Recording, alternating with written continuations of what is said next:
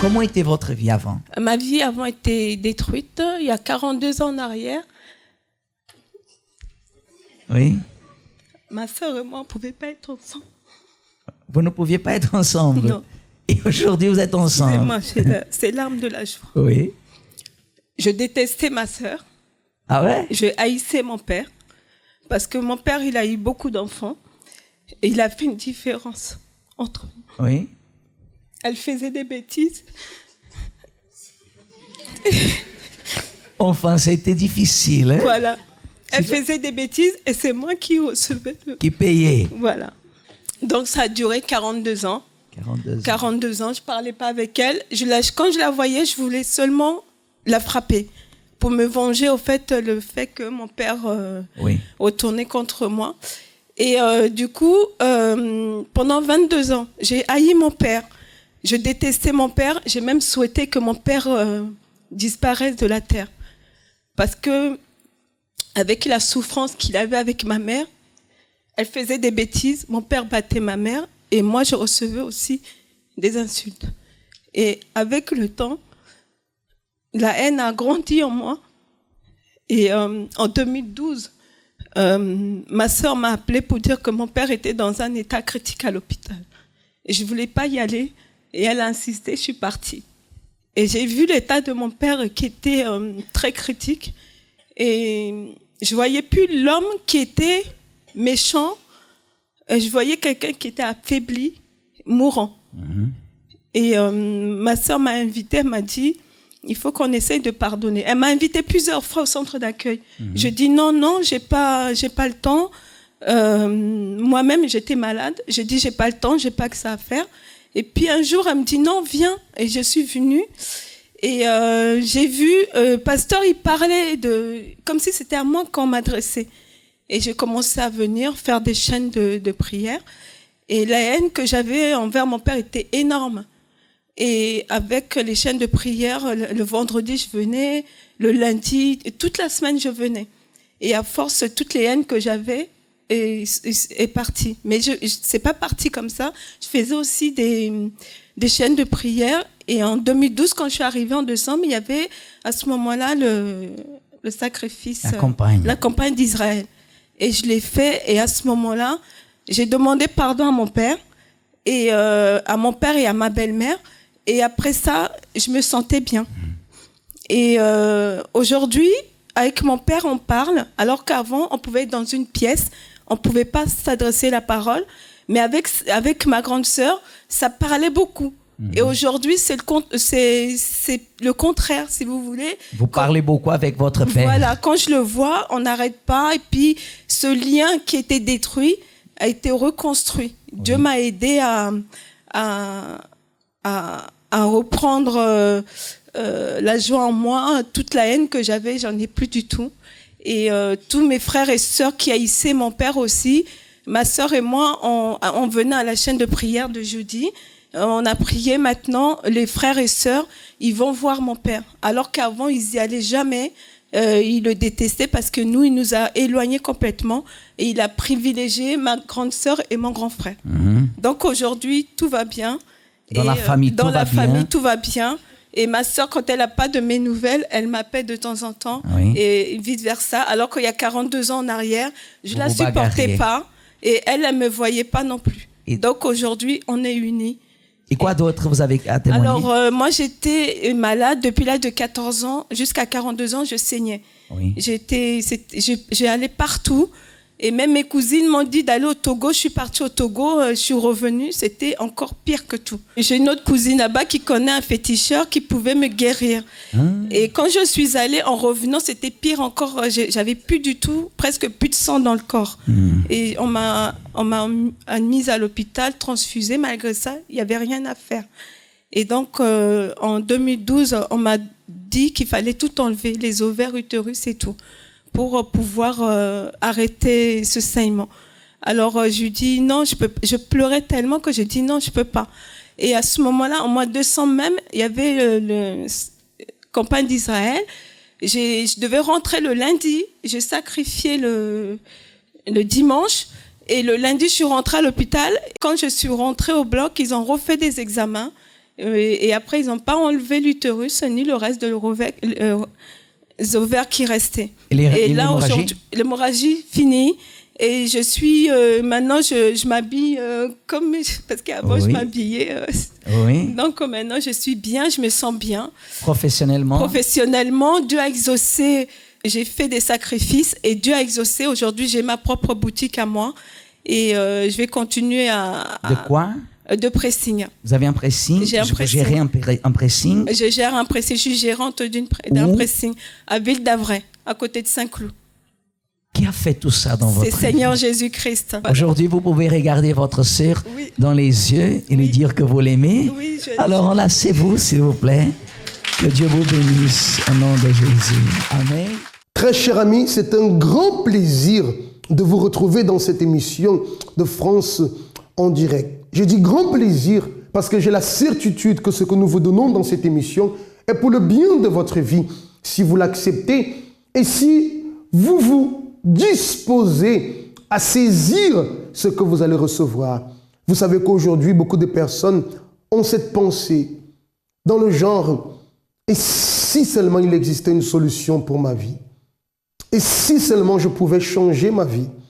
Tandis que beaucoup sont en train d'avoir cette réflexion, d'autres sont en train de vivre ces véritables changements. Il est possible. Préparez en ce moment votre verre d'eau et tout à l'heure en fin d'émission, nous allons prier en votre faveur, en faveur de votre vie. Et tout à l'heure, nous vous dirons plus au sujet de comment faire pour changer sa vie. Mais déjà, voyons le témoignage de Madame Huguette. Avant d'arriver au centre d'accueil, j'étais quelqu'un qui était angoissé, stressé. J'avais la peur, j'avais toujours peur. Peur qu'il arrive quelque chose à ma fille, peur qu'il puisse m'arriver quelque chose. Mais je n'étais pas bien du tout. Et ça n'allait pas dans ma vie. Très colérique, j'avais mauvais caractère.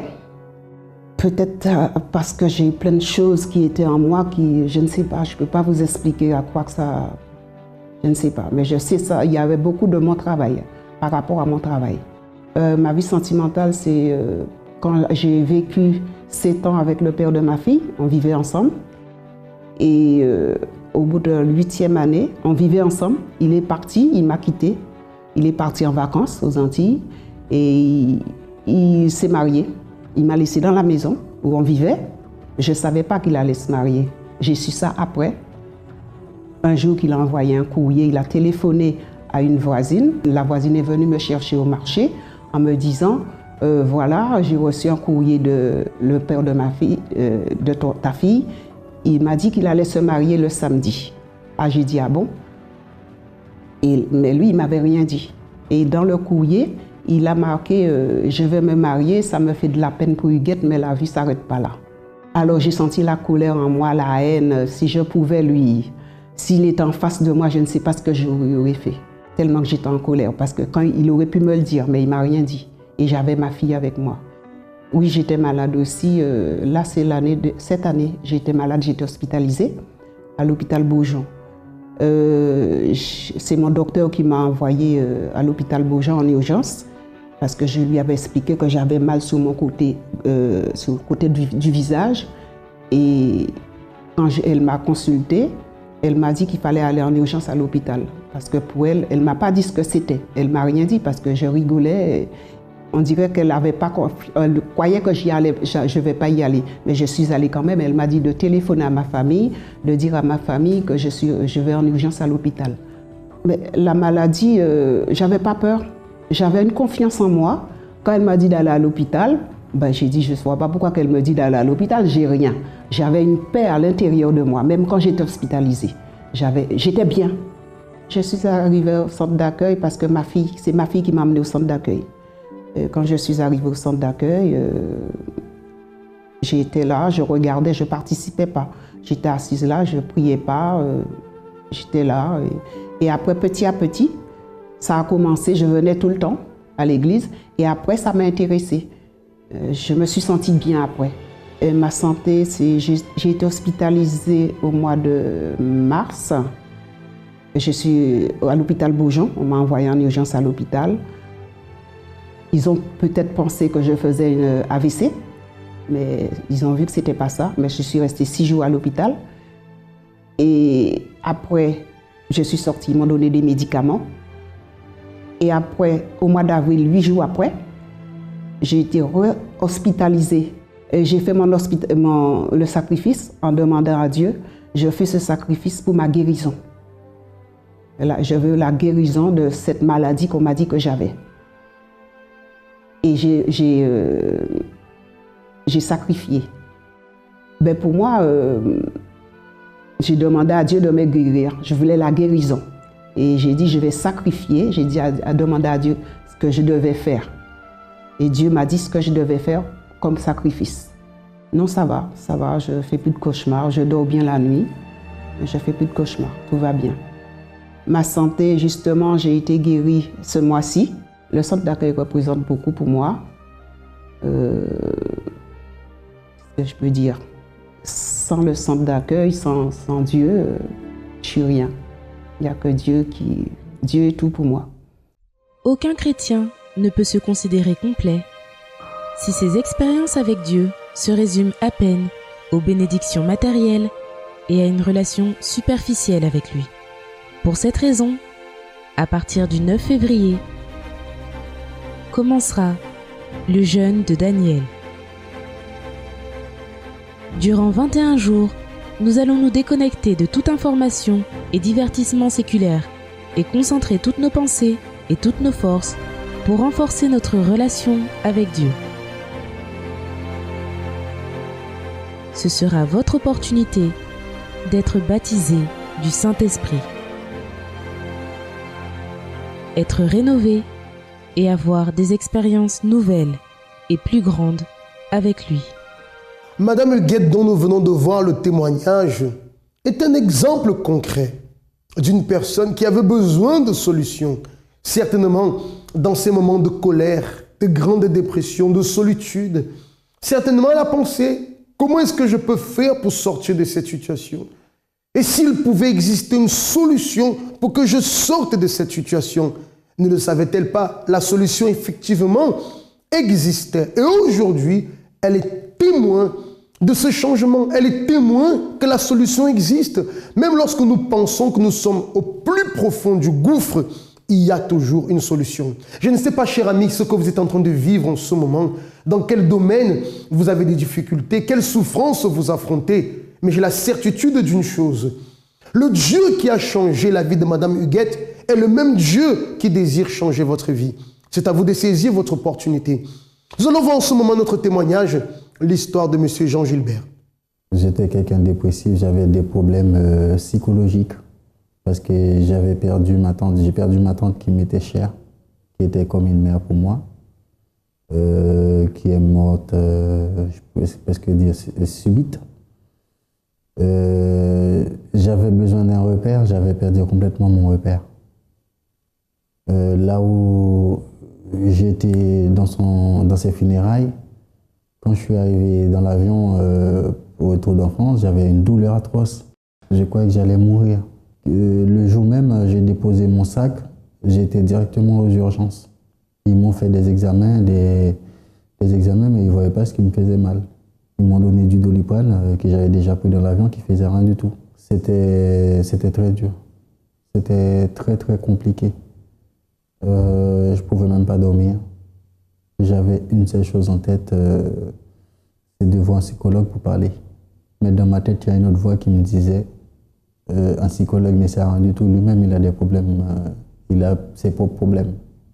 J'avais plus besoin de prière plus que de psychologues. À chaque fois que je fermais mes yeux, je voyais ma tante.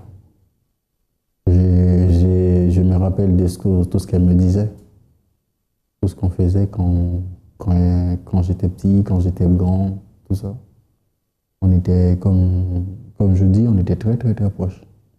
On se parlait au téléphone tous les 3 jours, tous les 2 jours. Intérieurement, j'étais perdu. Même ma femme me disait, il faut que tu pries, il faut que tu pries, il faut que tu pries. Mais elle ne sentait pas ce qui se passait à l'intérieur de moi. J'avais fait une demande de naturalisation qui était complètement bloquée depuis juillet 2014. J'avais pas de nouvelles. J'ai été convoqué à la préfecture en décembre 2014. J'avais pas de nouvelles du tout. À chaque fois que j'envoyais des mails, il n'y avait pas de réponse. Et en fallait attendre. Il y a d'autres demandes qui sont encore là. Qui n'ont même pas encore été traitées. Et vous, ça fait pas longtemps. Le moment le plus difficile que j'avais à vivre, c'est le décès de ma tante. J'avais personne pour parler. Comme ma femme allait au travail, mes enfants partaient à l'école. J'étais seul à la maison. J'étais perdu. Perdu. J'avais besoin de partir, j'avais besoin de courir. Mais je ne savais pas où y aller parce que là où j'allais à l'église, c'était fermé. C'était fermé la semaine et ouvert les dimanches. La perte d'un être cher est toujours quelque chose de difficile à surmonter pour certains. La perte d'un emploi, la perte de la santé, la perte de la motivation et de tant de choses essentielles au bien-être de notre vie. Cela génère dans la vie de beaucoup de personnes de grandes souffrances, de grandes angoisses, comme dans le cas de M. Jean Gilbert, dans son cas, la dépression profonde. Mais vous allez voir tout à l'heure qu'il a pu trouver une délivrance par rapport à cela. Et en parlant de délivrance, j'aimerais vous inviter à être avec nous ce vendredi dans l'une de nos réunions de délivrance, où vous allez pouvoir trouver la paix intérieure pour vous qui êtes angoissé, pour vous qui êtes dépressif, pour vous qui vous sentez intérieurement opprimé. Alors vendredi, dans l'un de nos centres d'accueil, vous allez découvrir en ce moment comment M. Gilbert a trouvé la solution pour sa vie. Quand je suis arrivé au centre d'accueil, j'étais complètement perdu, dépressif. Et c'est comme ça que je suis arrivé, parce que ma femme m'avait emmené ici au centre d'accueil les dimanches.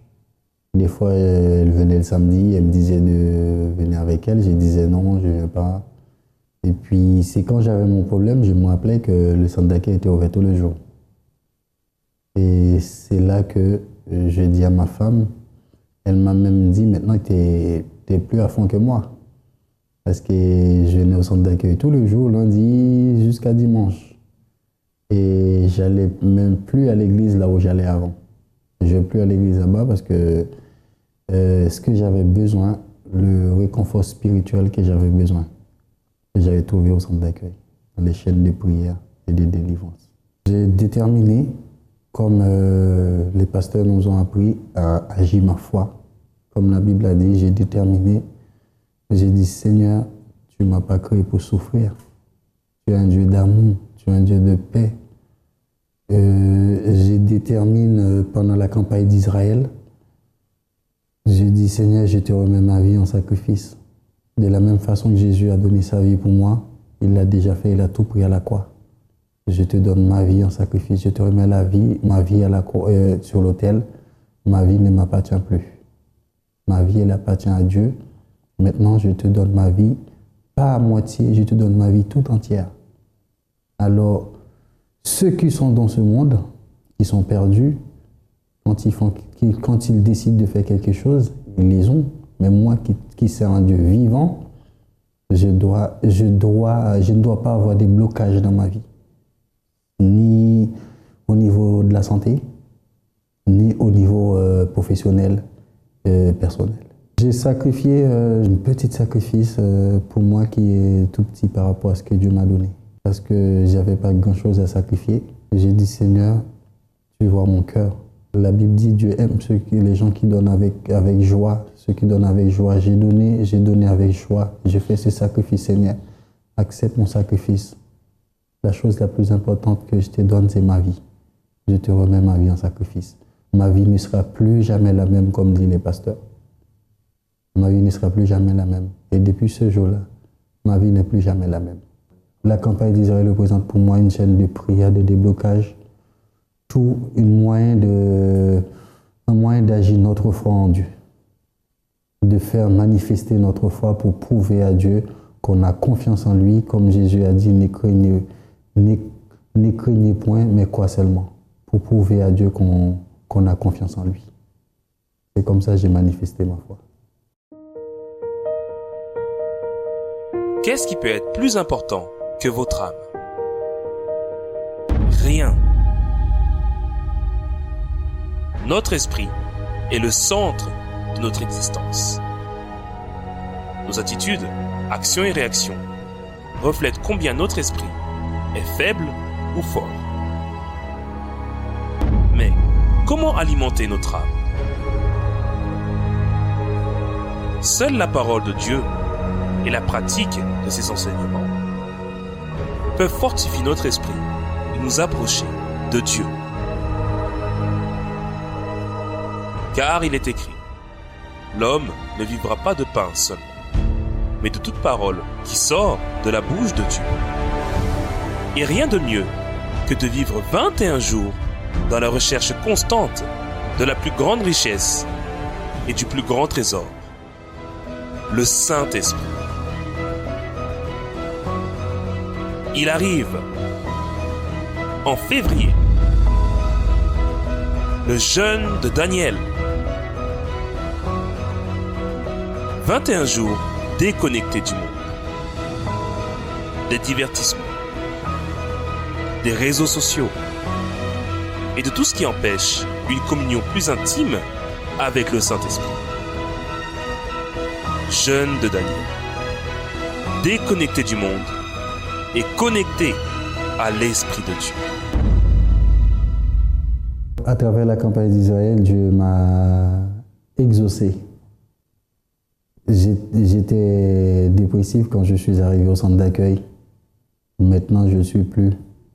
J'ai accepté ma tante qui est décédée. Ma femme a cherché un logement à Paris qu'elle n'arrivait pas à avoir depuis X temps. Et Dieu nous a donné le logement à Paris. J'avais fait ma campagne d'Israël pour ma demande de naturalisation qui était complètement bloquée depuis 1 an et demi. Et j'avais pas de nouvelles. On m'a dit qu'il fallait attendre juillet 2016 pour avoir une réponse finale. J'ai pu obtenir ma réponse finale et mon décret de naturalisation début du mois de février. J'avais déterminé pour un poste de travail un logement de fonction. Et j'ai fait une formation que tout le temps on me disait que votre famille est trop grande, vous avez trop d'enfants, votre femme et vous, ça fait 6 et les enfants, c'était pas possible d'avoir un logement de fonction. Depuis 2012, depuis juin 2012, j'avais fait cette formation. J'ai fait la formation le lundi, j'avais un entretien. Lundi après-midi, on me disait que non, vous avez trop de personnes dans votre famille, c'était pas possible. Et depuis la campagne d'Israël, j'ai un employeur qui m'a appelé, qui m'a donné un logement de fonction de 6 pièces. Dieu agit, mais il faut lui faire confiance. Il faut être persévérant. J'ai fait la campagne d'Israël, je crois que c'était le dimanche 12 ou le dimanche 13 décembre. Et le 31 décembre, j'avais déjà la personne qui m'appelait au téléphone. Oui, je vous appelle pour vous dire que je vous laisse un logement de 6 pièces à Gonesse. Il faut absolument aller voir ça avec votre femme, comme c'est pour la famille. Et j'ai la préfecture qui me dit, monsieur, nous avons une bonne nouvelle à vous annoncer que votre demande de naturalisation a été enregistrée depuis le 15 août 2015. Depuis cette date, vous êtes français. Et nous allons vous envoyer un courrier pour venir chercher votre décret de naturalisation. Le centre d'accueil représente pour moi une famille, c'est ma famille. C'est là où qu'on m'a appris à agir ma foi. Quand j'ai besoin, que je sais que je peux trouver du réconfort. Il a saisi son opportunité, il a été délivré. Ce moment, c'est votre opportunité. Prenez votre verre d'eau et je vais prier pour tous ceux qui désirent saisir leur opportunité et être avec nous déjà ce vendredi pour qu'un nouveau changement commence dans votre vie. Seigneur mon Dieu et mon Père, je bénis toutes les personnes qui sont unies avec nous dans la prière et qui acceptent en ce moment cette bénédiction. Et celles qui sont décidées à sortir de la souffrance et qui seront avec nous ce vendredi dans l'un des centres d'accueil. Mon Dieu, viens la fortifier à travers cette eau que nous consacrons, que nous bénissons en ton nom. Amen. Et grâce à Dieu. Buvez maintenant. Et recevez la force dans votre intérieur. Rien ni personne ne vous empêchera d'être avec nous ce vendredi où certainement un nouveau départ va commencer pour votre vie.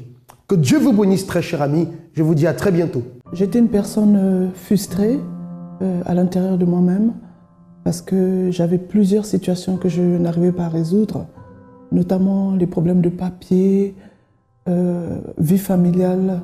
Tous ces problèmes, ça m'étouffait en fait. Ce qui m'étouffait, c'était de voir que j'étais toute seule et que toutes ces situations, je devais les affronter seule. Donc, je ne voyais personne qui puisse vraiment m'aider. je ne me plaignais pas, je ne me plaignais jamais, mais à l'intérieur de moi, je gardais. À côté aussi, il y avait la vie familiale à gérer.